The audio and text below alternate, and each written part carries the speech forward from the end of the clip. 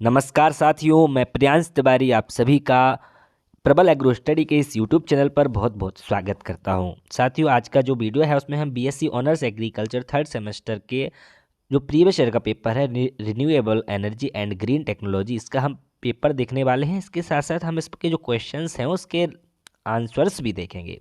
तो ये वीडियो काफ़ी खास होने वाला है आप सभी के लिए, क्योंकि काफ़ी क्वेश्चंस आपके जो है रिपीट होते हैं। तो आपको वीडियो को पूरा ज़रूर देखना है, बिल्कुल भी स्किप नहीं करना है। और वीडियो को शुरू करने से पहले आप सभी से एक छोटी सी मेरी रिक्वेस्ट रहेगी कि आप सभी लोग, जैसे कि आप सभी लोग वीडियो को लाइक करते हैं, उसी तरह आप लोग वीडियो को लाइक तुरंत कर देना। और जो लोग शेयर करते हैं वो लोग शेयर कर देना अपने फ्रेंड्स को, जो आपके फ्रेंड्स रहते हैं। तो पहला क्वेश्चन हमारा है, define energy and right its types, मतलब ऊर्जा को परिभाषित कीजिए और इसके प्रकार भी लिखना है आपको। Second question is, what do you mean by renewable energy, give some examples. तो नवीनीकरणीय ऊर्जा से आप क्या समझते हैं, कुछ उदाहरण दीजिए। नेक्स्ट है, आंसर हम इसके बाद में देखेंगे, पहले क्वेश्चन पेपर को डिस्कस कर लेते हैं। कंपोनेंट ऑफ बायोमास, यानी जैव भार के अवयव आपको यहाँ पे बताने थे। एक पूछा गया है गैसीकरण, गैसिफिकेशन इसको हम बोलते हैं। फिफ्थ क्वेश्चन है, डाइजेशन एंड फर्मेंटेशन, पाचन एवं सड़ाना, मतलब किण्वन, जिसको फर्मेंटेशन को हम किण्वन बोलते हैं, तो इसको भी हम देख लेंगे। Wind energy and its advantages, पवन ऊर्जा एवं इसके लाभ बताइए। टाइप्स ऑफ बायोगैस प्लांट्स, मतलब बायोगैस संयंत्र के प्रकार आपको यहाँ पे बताने थे। नेक्स्ट क्वेश्चन है, इम्पोर्टेंस ऑफ बायोडीजल, बायोडीजल का महत्व आपको बताना था यहाँ पे। बायोफ्यूल्स क्या होते हैं ये आपको बताना था, जैव ईंधन जिसको हम हिंदी में बोलते हैं। 10th है क्वेश्चन, ये सब आपके जो है शॉर्ट आंसर टाइप क्वेश्चंस हैं, ठीक है।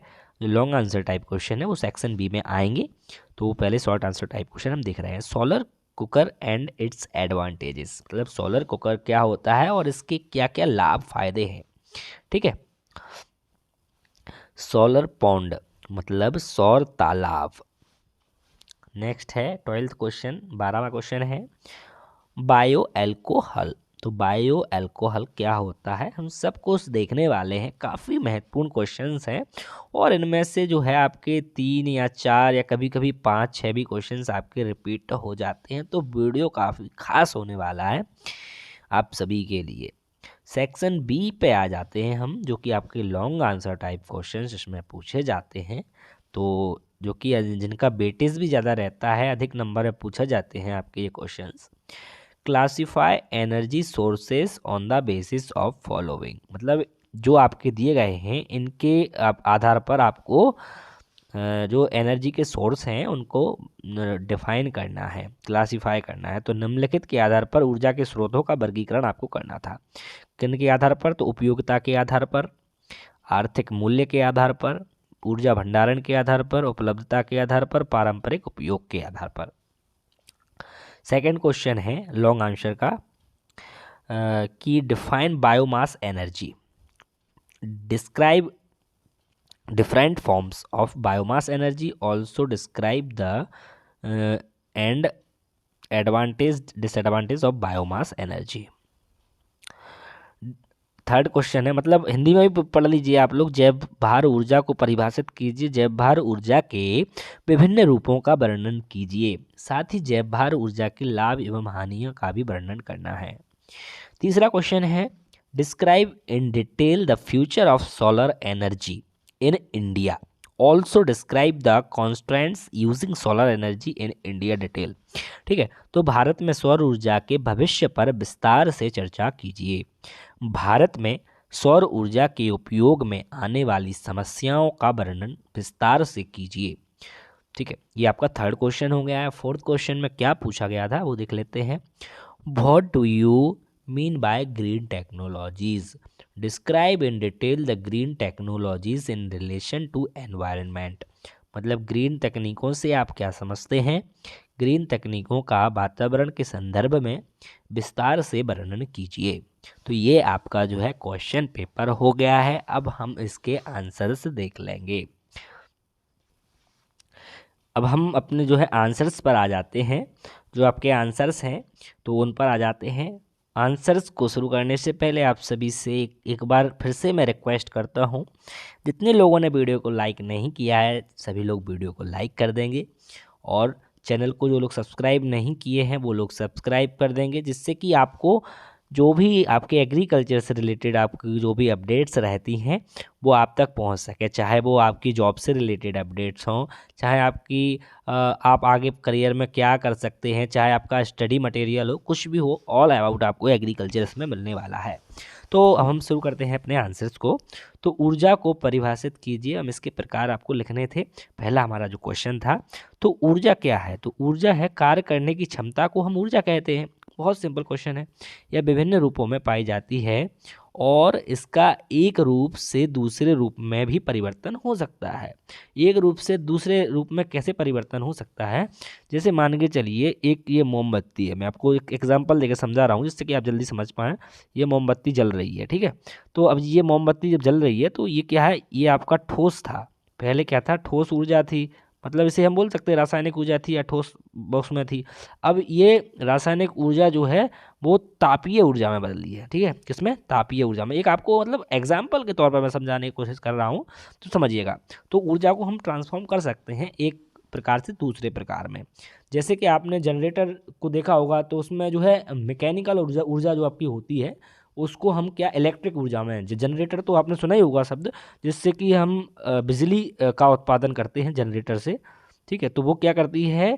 आपकी जो मैकेनिकल पावर है उसको इलेक्ट्रिकल पावर में आपका कन्वर्ट करती है, ठीक है। तो ऊर्जा को परिभाषित करना है तो ऊर्जा क्या है? स्थिर ऊर्जा एक होती है। ऊर्जा के प्रकार देख लीजिए, डेफिनेशन तो आपको समझा दिया है मैंने। स्थिर ऊर्जा स्टैटिक एनर्जी जो है, जैसे विद्युत स्थिरता होती है वो आपकी स्थिर ऊर्जा हो जाएगी, ठीक है। एग्जाम्पल भी याद, आप चाहे तो इसके एग्जाम्पल्स भी याद रख सकते हैं। गतिज ऊर्जा मतलब काइनेटिक एनर्जी, जैसे गतिमान वस्तु की ऊर्जा। अब आ जाएगी नवीकरणीय ऊर्जा, जो कि आपके सब्जेक्ट का नाम है।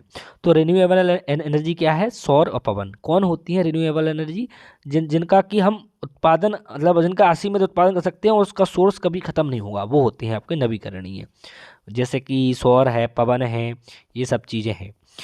अनवीकरणीय ऊर्जा मतलब नॉन रिन्यूएबल एनर्जी, जैसे कि मतलब इनका क्या है, जो स्टॉक है वो लिमिटेड है, इसके बाद हम जो है इनको उत्पादित नहीं कर सकते हैं। जैसे कि कोयला है, पेट्रोलियम है। तो पेट्रोल जो है वो एक लिमिट सोर्स उसका है पृथ्वी पर अवेलेबल, उसके बाद एक वो सोर्स जो है वो ख़त्म हो जाएगा, फिनिश हो जाएगा, फिर उसके बाद हमें पेट्रोल नहीं देखने को मिलेगा।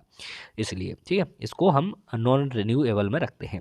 अब दूसरा क्वेश्चन देख लेते हैं। सारे क्वेश्चन इंपॉर्टेंट हैं। आप इस वीडियो को पूरा देखने के बाद मैं ये गारंटी के साथ कह सकता हूँ कि आपका जो है 3 या 4 जितने भी क्वेश्चन आपके रिपीट होंगे, आप सारे क्वेश्चन बना के आएंगे और आपके नंबर कोई नहीं काट पाएगा, ठीक है। नवीकरणीय ऊर्जा से आप क्या समझते हैं? उदाहरण दीजिए। तो वही क्वेश्चन आ गया है। नवीकरणीय ऊर्जा क्या होती है? ऐसी ऊर्जा जो प्राकृतिक संसाधनों से प्राप्त होती है और समय के साथ पुनः उत्पन्न हो सकती है। तो वही मैंने आपको बताया, जिसे हम पुनः उत्पन्न यानी दोबारा उसका उत्पादन कर सकते हैं, वही आपकी नवीकरणीय ऊर्जा होती है। जैसे कि सौर ऊर्जा है, तो भाई सौर ऊर्जा तो सन से प्राप्त होती है, सूरज से प्राप्त होती है, ठीक है।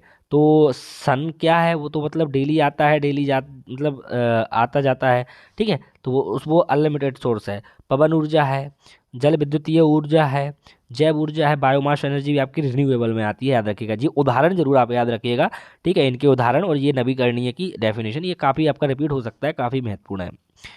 अब आपका आ जाएगा नेक्स्ट क्वेश्चन, जैव भार के अवयव, कंपोनेंट ऑफ बायोमास। तो पहला है सेल्यूलोज, पौधों का मुख्य घटक। क्या है? सेल्यूलोज है, पौधों का मुख्य घटक है। इसके बाद आपका लिग्निन आ जाएगा, लकड़ी का मजबूत हिस्सा होता है लिग्निन। कार्बोहाइड्रेट आपका आ जाएगा, ठीक है। प्रोटीन्स आ जाएंगी, तेल और वसा इसमें आ जाएगा। तो ये क्या है? आपके जैव भार अवयव या कंपोनेंट ऑफ बायोमास, ये बायोमास होता है। बायोमास के ये आपके वो है, उदाहरण याद रखिएगा। अब गैसीकरण क्या होता है? गैसिफिकेशन। तो गैसीकरण ठोस जैव सामग्री को गैस में बदलने की प्रक्रिया है। मतलब कोई ठोस चीज़ है उसको हम गैस में कन्वर्ट कर रहे हैं, ठीक है। थोड़ी मतलब उसी गैस में कन्वर्ट कर दिया है, इसको हमने गैस में कन्वर्ट कर दिया, उसी को हम क्या बोलते हैं? गैसीकरण बोलते हैं, याद रखिएगा। जिसमें ऊष्मा और सीमित ऑक्सीजन का उपयोग होता है। उत्पादित कैसे? हाइड्रोजन, कार्बन मोनोऑक्साइड और मीथेन, ठीक है। पाचन एवं सड़ाना। डाइजेशन और फर्मेंटेशन। तो पाचन क्या होता है, प्रक्रिया सूक्ष्म जीवों द्वारा जैविक पदार्थों को तोड़कर ऊर्जा में बदलती है। ठीक है, डाइजेशन जो होती है वो सूक्ष्म जीवों द्वारा जैविक पदार्थ को तोड़कर ऊर्जा में बदलती है। उदाहरण बायोगैस उत्पादन। तो बायोगैस उत्पादन किस पर आधारित है, तो ये डाइजेशन होता है, इसमें पाचन होता है। और सड़ाना क्या होता है, फर्मेंटेशन जिसको हम बोलते हैं। तो जैविक पदार्थों का अल्कोहल और गैस में परिवर्तन होता है। उदाहरण में आपका इथेनॉल उत्पादन हो जाएगा। नेक्स्ट क्वेश्चन है 6वां, पवन ऊर्जा और इसके लाभ क्या हैं। तो wind energy and its advantages. पवन ऊर्जा जो है वायु के प्रभाव से ऊर्जा उत्पादन। लाभ क्या है इसके, तो पर्यावरण के अनुकूल होती है, नवीकरणीय स्रोत है, ग्रीन हाउस गैस उत्सर्जन नहीं होता है, कृषि भूमि पर स्थापित करना आसान है। तो ये हो जाएगा। अब आपका 7वां आ जाएगा, 7th क्वेश्चन है, बायोगैस संयंत्र के प्रकार, टाइप्स ऑफ बायोगैस प्लांट्स। तो स्थिर गुंबद प्रकार, फिक्स्ड डोम टाइप। तो स्थिर संरचना जिसमें गैस इकट्ठी होती है। ठीक है, स्थिर गुंबद प्रकार हो जाएगा, fixed dome type, floating drum type हो जाएगा आपका। इसको आप पढ़ लेना एक बार, इसको मैं जो है स्क्रीनशॉट लेके आप चाहें तो पढ़ सकते हैं इसको। ठीक है, अब हम जो है बायोडीजल का महत्व देख लेते हैं। 8वां क्वेश्चन आपका जो है बायोडीजल का महत्व आपसे पूछा गया था। ये 8वां क्वेश्चन है। 8वां क्वेश्चन आपका है बायोडीजल का महत्व। तो पारिस्थितिक अनुकूल क्या होता है, पारिस्थितिक अनुकूल यह जैविक स्रोतों से बनाया जाता है और प्रदूषण कम करता है। नवीकरणीय स्रोत या नवीकरणीय ऊर्जा का मुख्य स्रोत है। कृषि पर निर्भरता, किसानों को रोजगार और फसल अवशेष का उपयोग को बढ़ाता है। ऊर्जा सुरक्षा, आयातित पेट्रोलियम पर निर्भरता कम करता है। इंजन के लिए अच्छा होता है, इंजन के जीवन को बढ़ाता है और सल्फर रहित होता है। नेक्स्ट 9वां क्वेश्चन था हमारा जैव ईंधन। देखो आपको एक चीज़ बता देता हूँ, बताना चाहूँगा और कि आप सभी लोग हमारा जो टेलीग्राम और व्हाट्सएप का चैनल है उसको ज़रूर ज्वाइन कर लेना। वहाँ पे आपको नोट्स प्रोवाइड करवाता हूँ मैं। ठीक है, जितने लोग भी नहीं ज्वाइन किए हैं वो डिस्क्रिप्शन बॉक्स में आपका जो है लिंक है। वीडियो के नीचे आपको एक बॉक्स दिखेगा, वहाँ पे आपको मोर का ऑप्शन दिखेगा, वहाँ आप क्लिक करेंगे तो आपको जो है डिस्क्रिप्शन बॉक्स खुल के आ जाएगा। तो वहाँ से आपको जो लिंक्स मिलेंगी आपको, और सभी आप जो है वहाँ से फॉलो कर लेना, सब्सक्राइब वो कर लेना, ज्वाइन कर लेना। तो ठीक है, तो अब हम बढ़ते हैं अपने नेक्स्ट क्वेश्चन पे। जैव ईंधन क्या है, ऐसे ईंधन जो जैविक सामग्री जैसे फसल अवशेष, वनस्पति तेल और जानवरों के कचरे से बनाए जाते हैं। प्रकार क्या है इसका, बायोडीजल है, जैसे वनस्पति तेल या पशु वसा है। ठीक है, सेकंड है आपका बायो एथेनॉल, मतलब गन्ना और मक्का से इसको हम करते हैं। थर्ड है आपका बायोगैस यानी जैविक कचरे से। इसका महत्व क्या हो जाएगा, तो पर्यावरण के अनुकूल होता है, ग्रीन हाउस गैस उत्सर्जन में कमी करता है और ऊर्जा की सुरक्षा करता है। अब हम जो है आपका बढ़ते हैं, आपका नेक्स्ट पे बढ़ते हैं। नेक्स्ट आपका है सोलर कुकर। एक मिनट रुकिएगा, सोलर कुकर और इसके लाभ बताना है आपको।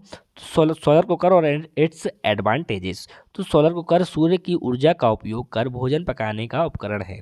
तो लाभ इसके हैं, ईंधन की बचत हो जाती है, कोयला लकड़ी गैस की ज़रूरत नहीं पड़ती है, पर्यावरण के अनुकूल होता है, प्रदूषण इससे नहीं फैलता है। तो ये आपको याद रखना है।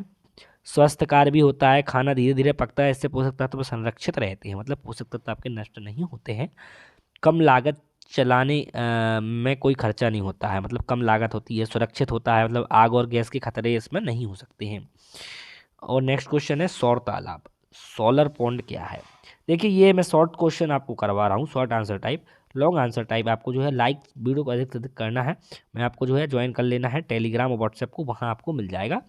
टेलीग्राम व्हाट्सएप जो लोग ज्वाइन नहीं किए हैं, आपको 3 या 4 लिंक आपको जो है वहाँ पे मिलेंगी। और एक और बताऊँगा, मैंने जो है इंस्टाग्राम पे आपके ही इस प्रबल एग्रो स्टडी का नया वो बनाया है, पेज बनाया है, तो आप लोग वहाँ भी फॉलो कर लेना आप सभी लोग। सौर तालाब क्या है, सोलर पॉन्ड। सौर तालाब एक ऐसा जलाशय है जो सूर्य की ऊष्मा को संग्रहित करता है और इसे ऊर्जा उत्पादन करने के लिए उपयोग करता है। तो ये काफ़ी, इसमें कोई मतलब कठिन नहीं है, आप इसे याद कर लेंगे आराम से एक बार 2 बार पढ़ने के बाद। बिजली उत्पादन, इसका उपयोग बिजली उत्पादन में, खारे पानी को मीठा बनाने में उपयोग होता है, औद्योगिक प्रक्रियाओं में गर्मी पैदा करने के लिए।